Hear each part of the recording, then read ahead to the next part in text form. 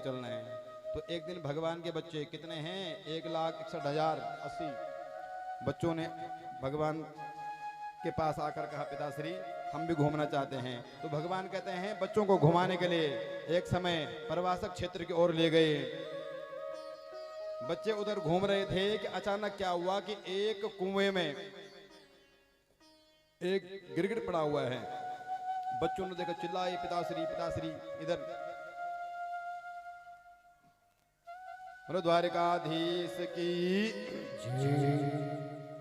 इधर कोई जानवर पड़ा हुआ है। जैसे भगवान आए,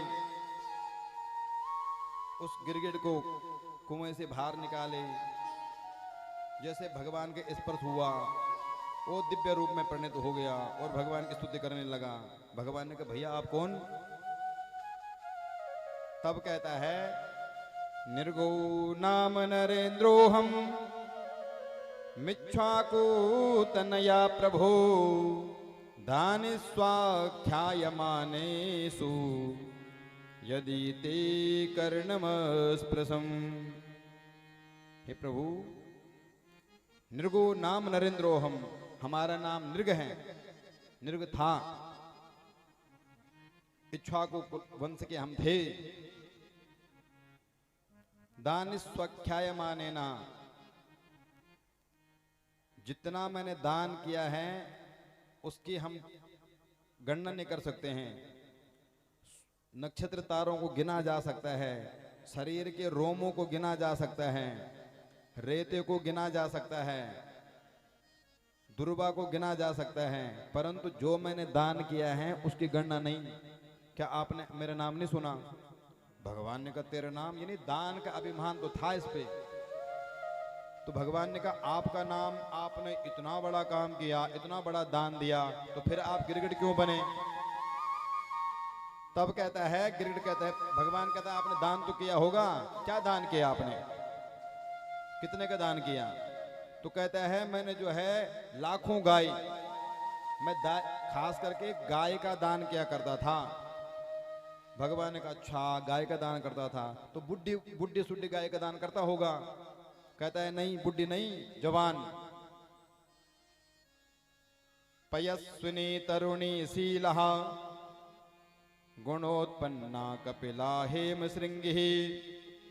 तो भगवान कहते हैं यदि आप जवान गाय का दान करते हैं तो दूध, जो गाय दूध नहीं देती होगी उसका दान करता होगा, इसलिए तेरी यह हालत हुई है। कहते हैं नहीं प्रभु, पयस्विनी, बछड़े के साथ जो दूध देती थी, तो कोई जो मारने वाली गाय, जो सिंग मारते हुए लोगों के, उसका दान करते। कह रहे नहीं, शील रूपहा, जो गुणवान गाय, शीलवान गाय, दूध देने वाले गाय, ऐसे गाय का दान करता था मैं।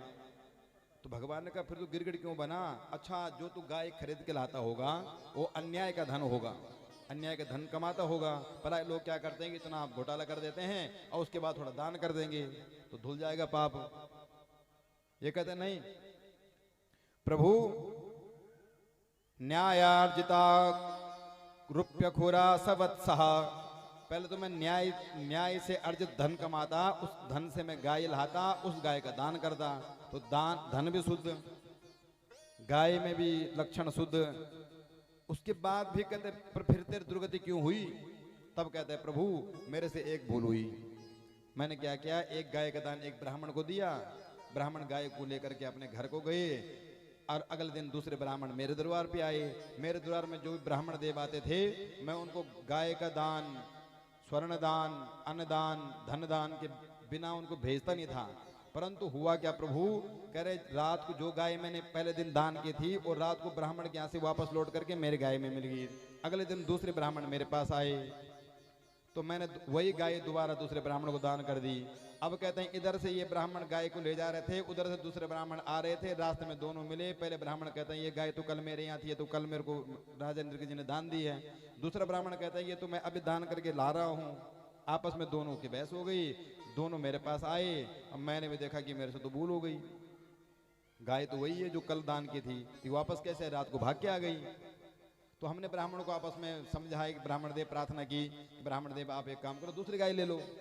पहला ब्राह्मण कहता है कि नहीं मुझे यही गाय चाहिए, दूसरा भाई कहता है कि मुझे यही चाहिए। अब इस चक्कर में दोनों आपस में विवाद हो गया, और इस भूल के कारण यानी अब तो जो पहले मैंने ब्राह्मण को गाय का दान किया था, वही गाय दोबारा दान यानी ब्राह्मण की संपत्ति का दान कर दिया। इस कारण से जो है मैं गिरगिट बन गया।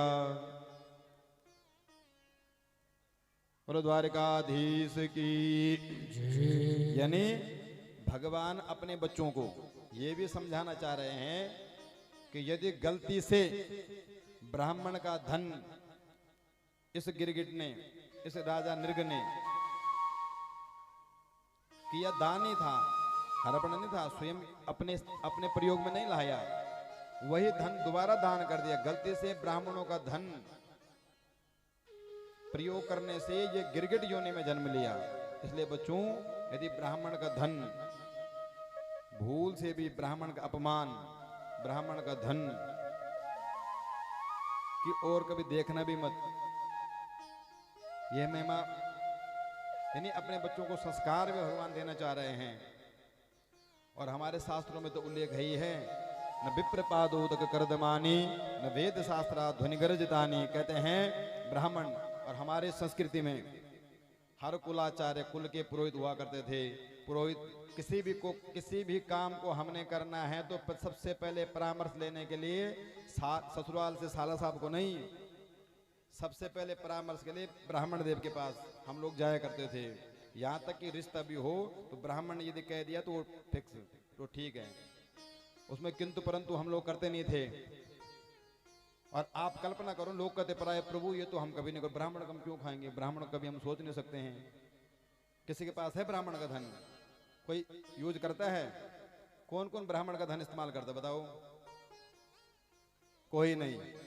अब मैं बताता हूं कितना करते हो। ब्राह्मण का धन कहते हैं जो आपके घर धन आने का सोर्स है। आज की भाषा में कहें तो वेतन, तनख्वाह, सैलरी, यही बोलते हैं। तो जो आपकी हैं उसको कल्पना करो, क्या वो आपकी हैं?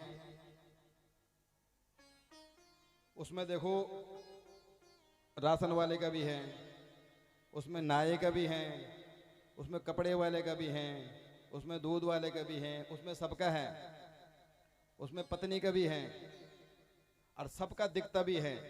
यदि राशन वाले का नहीं दो, राशन खत्म हो गई, पता लग गया कि राशन वाले का बजट आ गया। जो आपके पास बजट आ रहा है उस बजट में राशन वाले का बजट भी आ गया। साफ दिखता है कि राशन घर की खत्म हो गई, यानी राशन वाले का बजट आ गया। बजट हमारे पास आया, अब हमने बजट उसको देना है, उससे अपनी राशन लेनी है। कपड़े पुराने हो गए, कपड़े वाले का बजट आ गया, उसको पैसे देने हैं, उसके बाद अपने कपड़े लाने हैं। पत्नी का बजट भी उसी में आता है, उनको ना दे तो उनका मुंह देखो फिर कैसे होता है, उनका भी है। तो उसी में नाये का भी है, बाल बढ़ गए पता लग रहा है नाये का बजट आ गया, नाये को दो। उसी में बच्चों का भी भाग है, बच्चों का भी तो है, वो स्कूल में फीस के रूप में वो भी देने हैं। और उसी धन में ब्राह्मण का धन भी है। ब्राह्मण कोई नौकरी थोड़ी नहीं करता कहीं से, तो तात्पर्य हुआ ब्राह्मण का धन भी उसी में है। और हमारे संस्कृति में था कि घर में कोई भी सामान आए, कोई भी नई चीज हो, हर महीने ब्राह्मण के यहाँ दे दिया करते थे। और आज की डेट में हर बजट दिखता है, नाई का, धोबी का, मोची का और राशन का, सबका दिखता है, परंतु ब्राह्मण का नहीं दिखता है। यदि 1 महीने पूजा नहीं की तो क्या फर्क पड़ रहा है, 2 महीने पूजा नहीं की तो क्या फर्क पड़ रहा है, अगले महीने फिर बजट आया नहीं दिया तो क्या फर्क पड़ रहा। धीरे धीरे वो बजट बढ़ता है। और एक दुख का कारण वो भी हो जाता है। दुख के कारण तो क्या है जीवन में, वो तो कर्मणों गहनो गति।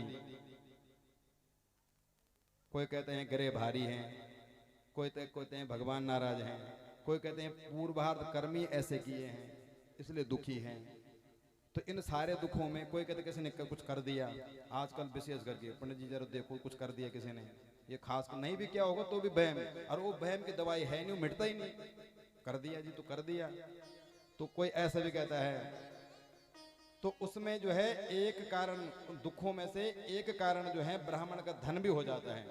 अरे हमने कभी प्रत्यक्ष देखा, धीरे धीरे वो बढ़ता है, 1 साल 2 साल 3 साल 4 साल 5 साल से कोई ब्राह्मण की सेवा नहीं, ब्राह्मण कोई यज्ञ नहीं, कोई अच्छा ब्राह्मण के पास क्या है, राशन वाले को देते हो तो राशन वाले के पास आपका राशन है, उसको फ्री किसी को थोड़ी ना देना है, अपने राशन लानी है फिर देना है। तो ब्राह्मण के पास आपके मंत्र हैं, गृह शांति पद्धति हैं, आपको संस्कारित करने का वेद शास्त्र पढ़े हैं ब्राह्मण ने, उस अनुसार आपको बताता है। इसलिए जो है ब्राह्मण यज्ञ करा करके, ब्राह्मण से मंत्र जाप करा करके फ्री भी नहीं देना है कि पंडित जी आपको बजट आ गया ये पकड़ो। उसके पास आपके लिए गृह शांति के मंत्र हैं, तो अपना यज्ञ आदि करा करके ब्राह्मण को देना चाहिए। तो भगवान यही समझा रहे हैं कि एक राजा निर्ग गलती से ब्राह्मण का धन का इस्तेमाल करके दूसरे ब्राह्मण को दे दिया तो गिरगिट बनना पड़ा। इसलिए बच्चों सावधान रहना, पहले समझा दिए। बोलो द्वारिकाधीश की जय। अब कहते हैं एक समय की बात हुई, एक समय की बात है कि भगवान